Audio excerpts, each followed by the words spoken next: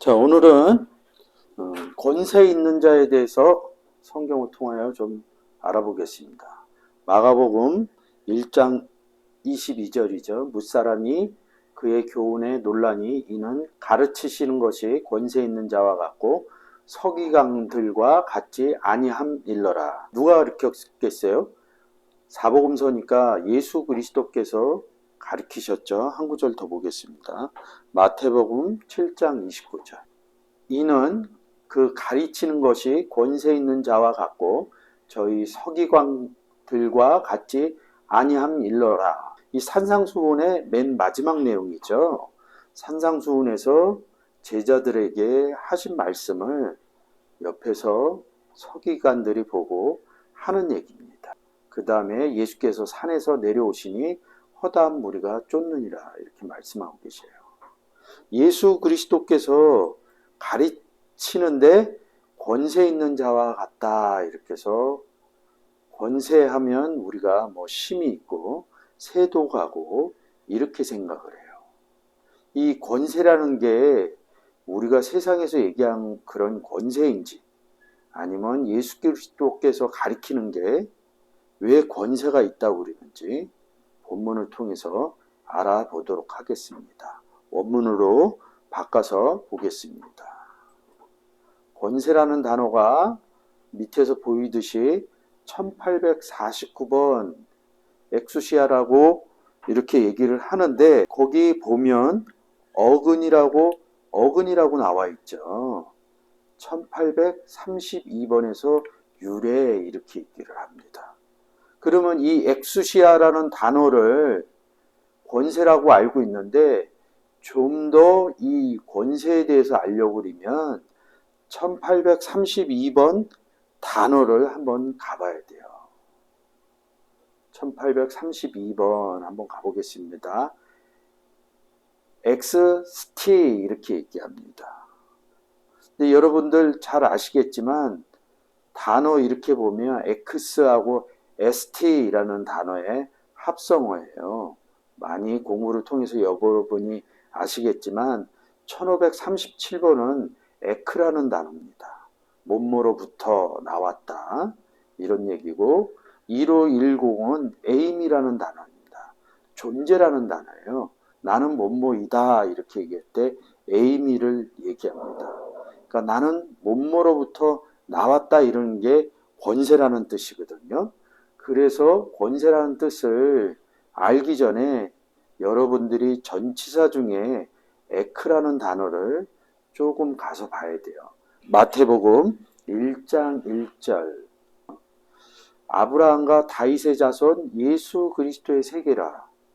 아브라함이 이삭을 낳고 이삭은 야곱을 낳고 야곱은 유다와 그의 형제를 낳고 유다는 다말에게서 베레스와 세라를 낳고 이렇게 얘기를 합니다.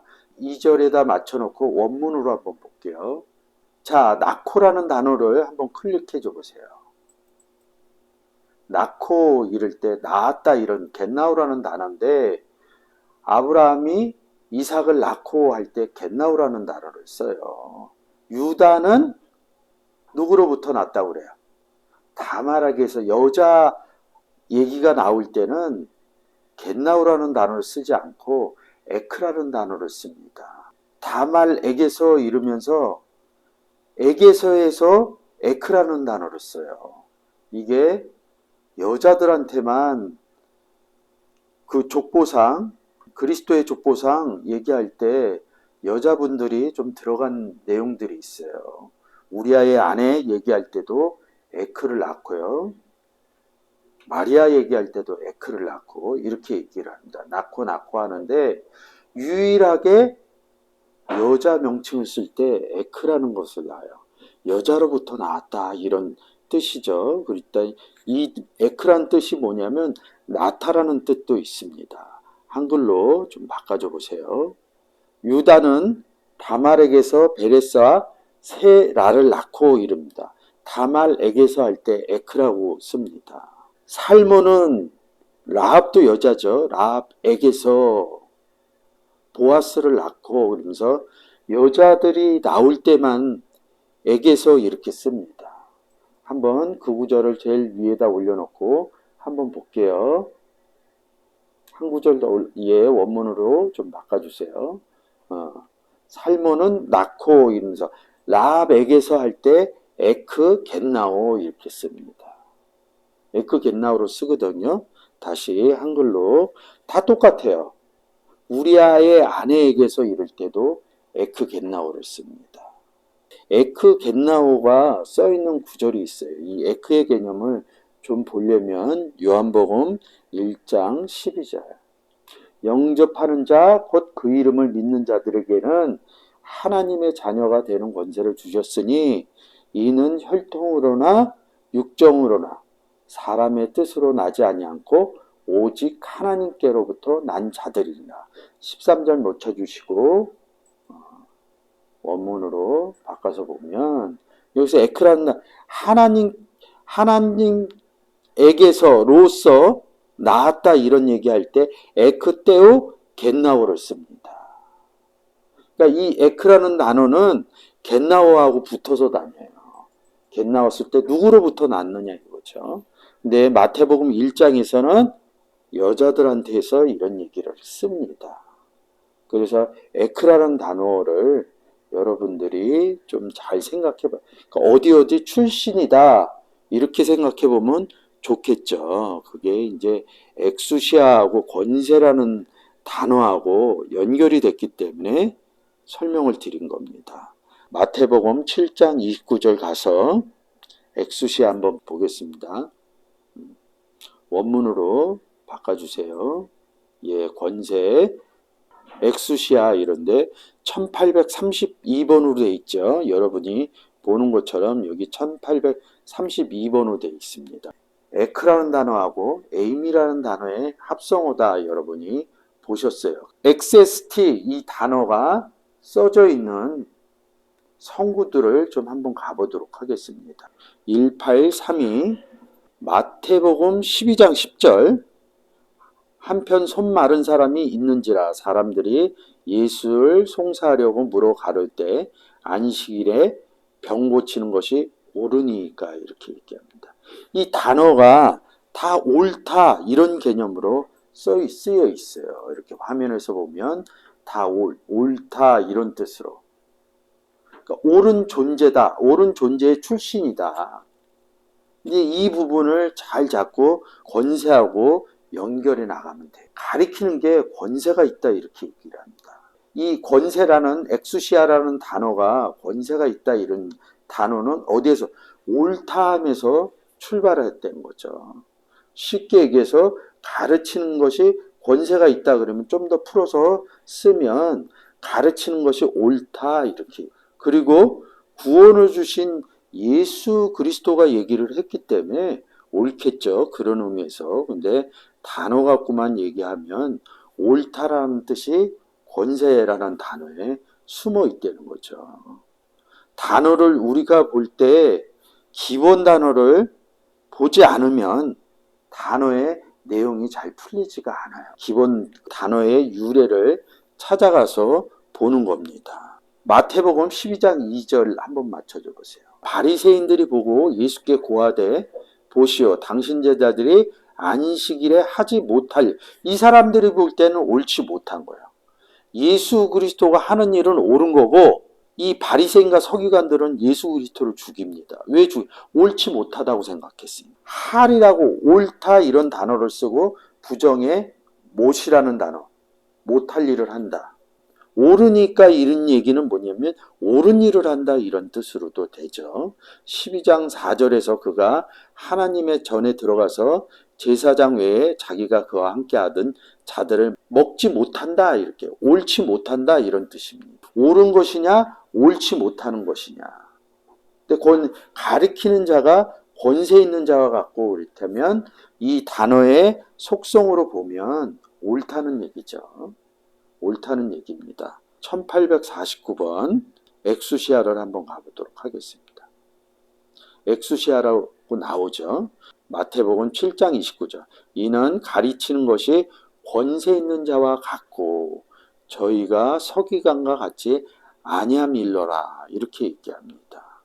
근데 밑에 수와도 쓰고 대체적으로 권세를 쓰고 10장 1절에서 권능을 주시니라 이른다. 예수께서 그 12제자를 부르사 더러운 귀신을 쫓아내며 모든 병과 악한 것을 고치는 권능을 주시니라.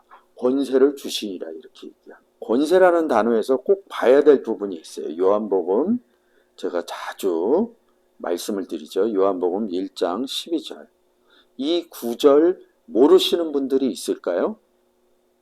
그렇지 않아요. 다 알고 계세요. 영접하는 자 곧 그 이름을 믿는 자들에게는 하나님의 자녀가 되는 권세를 주셨으니 이렇게 얘기합니다. 그러면 여기서 권세를 보려면 이 문장을 조금 잘 해석을 해야 돼요. 원문으로 좀 바꿔주세요. 슈퍼바이블로 한번 열어줘 보시겠어요? 요한복음 1장 12절을 권세 이렇게 똑같은 내용입니다. 이렇게. 근데 목적 권세를 여기 목적격이라고 이렇게 나왔죠. 근데 이 문장에서 좀 해석을 잘못한 게 있어요. 그 옆에 보면 자녀가 한글로는 자녀가 이렇게 써 있는데 한번 여기 엑수시아는 목적격이라고 나왔습니다. 권세를 이렇게 얘기하는데 자녀가 그러면 우리말로 하면 뭐가 돼요? 주어가 되거든요. 은는이가 해갖고 자녀가 되는데 이거 한번 클릭해 줘 보세요. 여기도 목적격이에요. 그러면 자녀가 아니라 자녀를 있죠. 자녀를 을이라는 뜻입니다. 그러면 영접하는 자 곧 그 이름을 믿는 자들에게는 하나님의 자녀를 되는 권세를 주셨으니 이렇게 얘기를 해야 맞는 겁니다. 되는이라는 이 단어가 기노마이라는 단어예요. 이 단어는 다 만들다 이런 뜻으로 씁니다. 여기서 나오지만 원인이 되다, 뭐다 이렇게 나오는데 결론적으로는 만드는 이런 뜻이 있어요. 그러면 만든다는 의미를 집어넣으면 영접하는 자 곧 그 이름을 믿는 자들에게는 하나님의 자녀를 만드는 권세를 주셨다는 거예요. 영접하고 나면 하나님의 자녀를 또 만드는 권세를 주셨다는 거예요. 자, 이런 부분이 좀 잘 이해가 안 돼요. 권세라는 부분을 여러분들에게 얘기해 주기 위해서는 자녀를 만드는 권세를 줬다. 이 부분에서 내용을 접근을 안 하면 이 권세라는 부분을 이야기하기가 힘들어요. 우리가 예수 그리스도를 영접을 했어요. 영접하는 순간 하나님의 아들이 된 겁니다. 그래서 제가 하나님의 아들이 돼서 무엇을 할 것이냐 이렇게 물어보잖아요. 하나님의 아들이 되면 복음을 전해야 됩니다. 복음을 전해서 태의 열매인 하나님의 또 다른 자녀를 구원시키는 만드는 일을 해낸다는 거죠. 그래서 문장이 영접하는 자 여기선 하나님의 아들이 됐다. 그 이름을 믿는 자들에게는 하나님의 자녀를 만드는 권세를 주셨다. 이렇게 해야지 제대로 된 해석이죠. 이렇게. 그러면 왜 자녀를 만드는지, 자녀를 만드는 경우가 어떤 경우인지 성경에서 한번 보도록 하겠습니다.